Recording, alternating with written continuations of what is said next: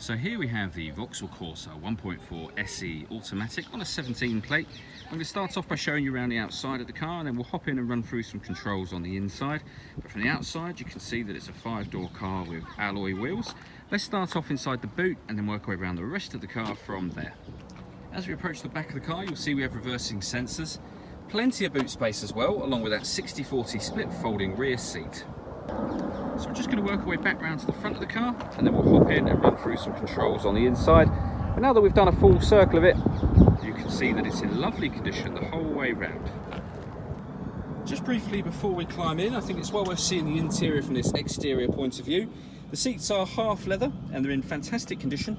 There's plenty to run through on the dashboard, so let's hop in and we'll do that now. Okay, so now that we're inside the car, we're going to start with the dials. On the left-hand side, we have the rev counter, and on the right-hand side, the speedometer. You can see the total miles for this car are only 3,167. The information displayed above that, which currently is a digital readout for the speedometer, can be changed using controls on the indicator stalk for various different bits of fuel economy information, back round to the beginning again. And then at the top, we have the fuel gauge and coolant temperature gauge. If we back out to the steering wheel, on the right hand side we have stereo controls as well as voice activation for the phone, and on the left hand side we have both cruise control and speed limiter. Over in the centre is where you would pair your phone, amongst other things. So we'll start off with the music. You can see this car's got DAB digital radio. Every push of that gives us a different frequency, so AM and also FM. If you want to listen to your own music, you can do. Just press the media button. We have a CD player, auxiliary input, USB input, and also you can stream music wirelessly via Bluetooth audio as well. So plenty of ways to listen to your music in this car. To the right of the stereo system, we have the driver's heated seat and deadlocks.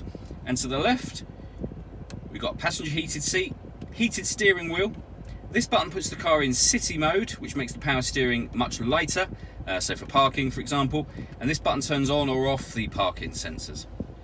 Working our way down from that, we have the air conditioning. So temperature is adjustable here, fan speed in the middle, direction of the air on the right hand side. Hit that button to turn the air conditioning on.